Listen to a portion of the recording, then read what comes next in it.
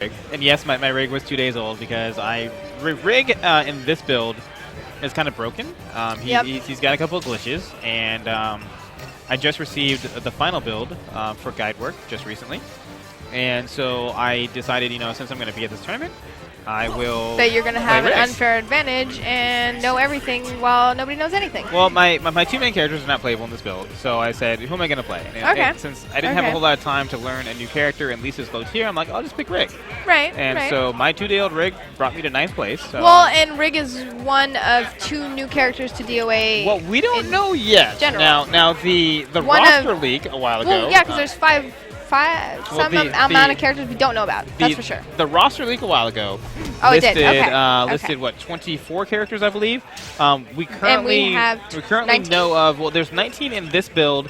They just announced Hell unofficially, so that brings the total count to 20. We did see Genfu in a story mode trailer, but we don't have confirmation as to whether or not he's playable yet. Right. And the roster leak did mention another character that went by the name of Mila. Right.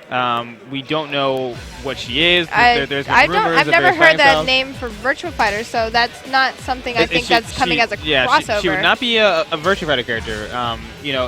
Everyone assumes she'll be a brand new character. Right. If the roster leak so far has been accurate, but obviously we are a month out, and there's still 4 characters missing from that roster leak. Not including the most fun part about games, especially DOA, like I don't know if you remember Tengu.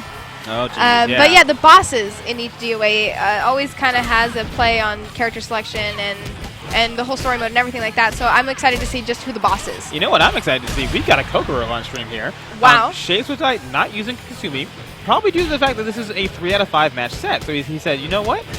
Let's switch it up. Let's play some Kokoro. Kokoro is a better character in this game than Christy. Kokoro has a ton of sit-down stuns. Like, she is a sit-down stun machine. And we haven't seen that here, and that's probably why he lost the round. Is she wearing some kind of biker outfit or exercise? She's doing her casual thing, all right? That's not casual. That's fitness. Fitness is casual. It's definitely not professional. That's why it's in its own section called fitness. I don't think I like you.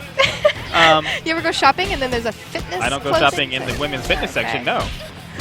There's a men's too, but perhaps, we need to work out with my shirt off, Don't need fitness clothing. Back to the game here. Let's see. Kokoro is doing well, but, are we going to see a character change? Oh, yeah. We are absolutely going to see a character change if the match continues on the pace it's currently on. His main character, once again, I'm sorry, my mind is Kasumi. Okay, Kasumi, right. Now, what's interesting here is we are not seeing any of Kokoro's new tools. We haven't seen any stance cancels. We haven't seen any of her new sit-down stuns. Right. He is literally playing Dead or Alive for Kokoro. And I have to wonder, he had several hours from the completion of the tournament pools earlier to this top 8 here. Right. Did he not go, if he knew he was going to try out Kokoro, or if he even, toyed with the fact of trying out Kokoro, I have to wonder why he didn't go in and play some Kokoro and say, hey, I read Dr. Bell's breakdown. I know she's a sit-down stun machine. I know she has a brand new stance. Let me go find out how to use all this stuff. Instead, he's just like, nah, DOA4, let's do this. Is reading your breakdown? It's going to be like that until people actually got the game at home and sat down with it. Yeah, exactly. Right. But what I'm saying is he's not using his main character Kasumi, and instead he's using Kokoro. And he's had time since being here to learn Kokoro, is what we're saying. So he didn't quite go into training mode to learn all the frame datas and all the necessities, which is great about DOA5 too, is that they've added such a great sparring training mode to learn that so quickly. There is an amazing training mode in this game, which is also broken down in the official streamer check. Anyway. If you plug that one more time. What? What? Are you going to have a higher gamer score than me? No. I'll call your mom. Anyway, moving on. Wow. You're talking about my mom. I don't appreciate that. I'm talking about your dad. He has a higher score than you, too. I can't focus. All right. Kokoro here. Actually, he's doing strong with Kokoro. He's not losing. It's tied between the two of them. So what I've seen here, the match momentum has changed because I've noticed Mr. Kwigole now, obviously, just as soon as I say that, Mr. Kwigole's like, oh, I'm sorry, I meant to be hitting buttons. You're jinx, yeah. Right? Exact commentator curse. But what was going on there is Kokoro was dictating the pace of the match, and that's the reason why she had this life lead, and that's the reason why she's come back the last 2 rounds. Look at that spacing. Obviously, both of them are being extremely careful coming in for these last hits there, and he gets it! And the whole thing was, that was Christie's jumping kick attack. Right. It just barely missed the window of the tech jump. like he had the right idea. Right. He knew the low was coming. He did the move to jump over the low. You know, and it was a little bit too late. That was extremely close. You could tell both of them were spacing. Both of them were playing like, this is the last round, last hit. We got to figure out what's going on. And he, like you said, just that second of a frame just threw it off.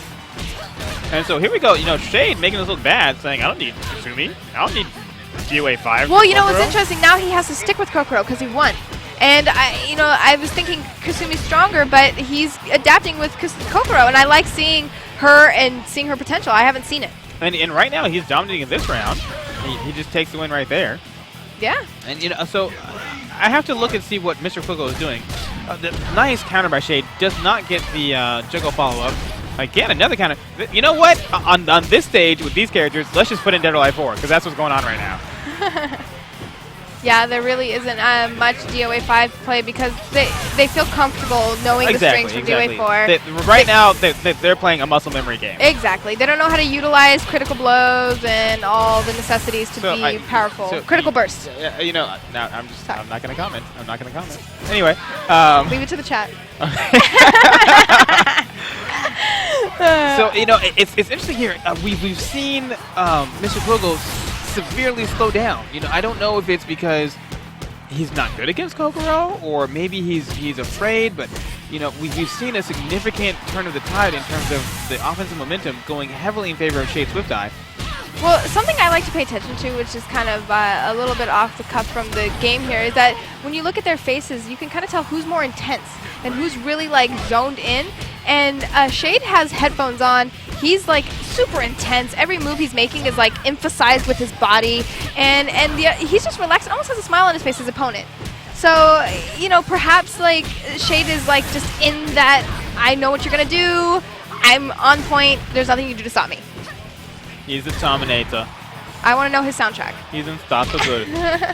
So yeah, you know, I highly agree. Don't stop believing.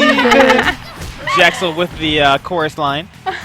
And you know, it's really interesting here because we are back down to the final round of this second match. You know, this is a situation we just saw 3 minutes ago. Right. And you know, I've got to wonder, you know, was this a good idea by Shade Swifteye? And apparently, yes, it was.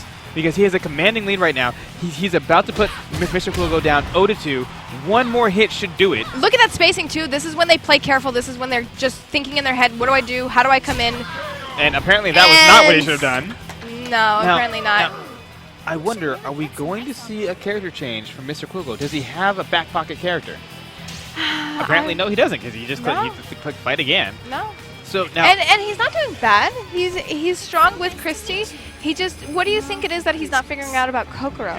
You know, okay, so number one, Shade Swifteye is countering very well. Number two, Kokoro seems to have a little bit more priority when they're both far apart like this. Right. They're whiffing attacks. Of Right. course, I got proved wrong right there. But you know, it just seems like they get to that mid range, and then Kokoro wins out. As we see here, they're spacing. They're poking a little bit. Right. And you know, they're exchanging right now. They're just in a brawl match. And it looks like Christy comes out on top, but then a counter by Shade. Counters, you know, yes. as soon as Mr. Kwigole thought he had the offensive momentum, Shade said, "No, I've got a zero frame counter." Well, it seems as if, you know, like punches are very predictable with Christy. Maybe he's thinking that, you know, to go against that, he needs to not do punches, and that's what Kokoro is tuned in on. It's very possible, but right now he needs to do something else.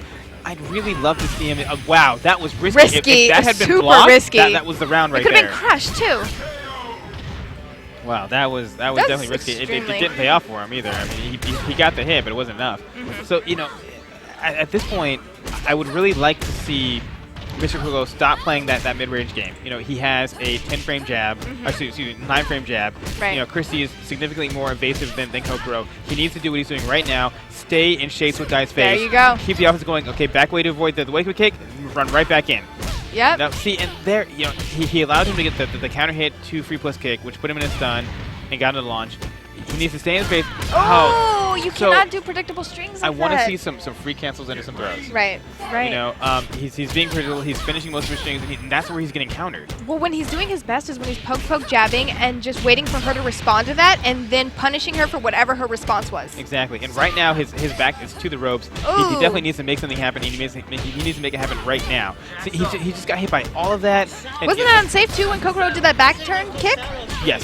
And the whole thing is right now, he needs to keep this going. Now, back away a little bit. There you go. Now he needs to go right. See, there again. That's not... While Kokoro's getting off the ground, Christy has the advantage. Christy can attack before Kokoro can. And he backed away, and he allowed Shade Swifteye to get that kick in. It almost cost him the round. Right.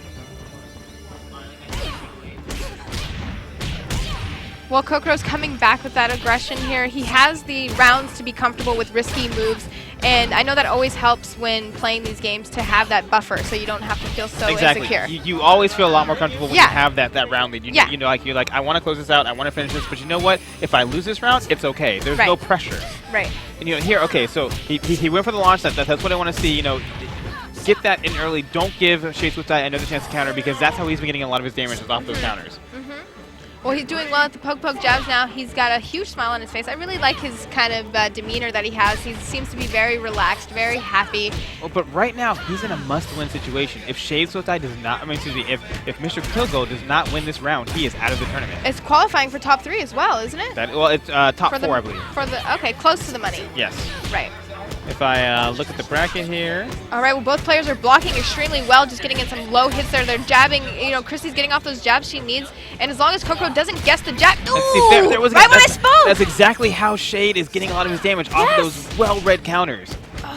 Well, let's see if he can guess it again. He's doing extremely well in blocking, but all she needs is 2 more hits. Nice way to open it up. The wall pressure. And Mr. Kwigole keeps himself alive. He said, you know what? I'm going to force you to counter here. If you don't counter, you're going to lose. And that's exactly what happened. Yep, extremely well. That's exactly what he needs to do. He needs to poke him and just figure out how to go around his defense, because he's guessing well, but as long as he outguesses his guesses, so on and so forth. Wow, it's just all about the guessing. Guess. Guess. That'd be a good sponsor. You should multitask. Guess. That'd be good. Anyway. Oh, we are on the ends of your stage. You know, this is a great stage for both of these characters. They both have very good lows. Oh, the slippery stun game. Yes, exactly. This is going to be really interesting because, as I said, both characters can take significant advantage of this slippery surface. Especially Christy, because she's got the jabs.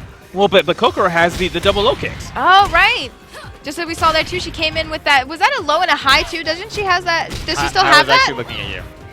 Do they have that, though, where they do the low and the high? Like, Kokoro has this one where she comes in rushing and she'll do a low and a high. Right, okay. She's like one of the only few... We actually just saw it there. Right. Isn't she like one of the few characters, if not the only? Strategy guide, Mr. Strategy Guide writer? Well, you know, I'm going to table that question and just move right along with it. A few other characters do have a low and a high string. Right. Lisa, for example, has a low and a high. Her down kick simultaneously. Not simultaneously, no. That's what Kokoro has. Yes. Kokoro is the only character I believe that has a low and high simultaneously. Right. In this game. Yeah.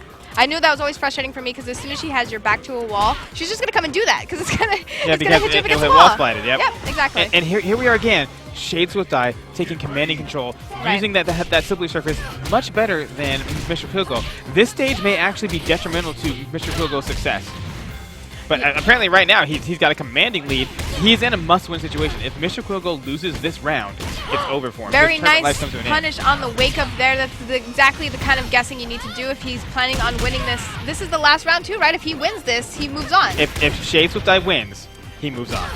And it looks like he's... it's right there. It could be... And there it is. There's the throw to close it out. 3-0 on the interior stage. You know what? That was an offensive hold, right? That was one of those that catches... It used to be. It is not anymore.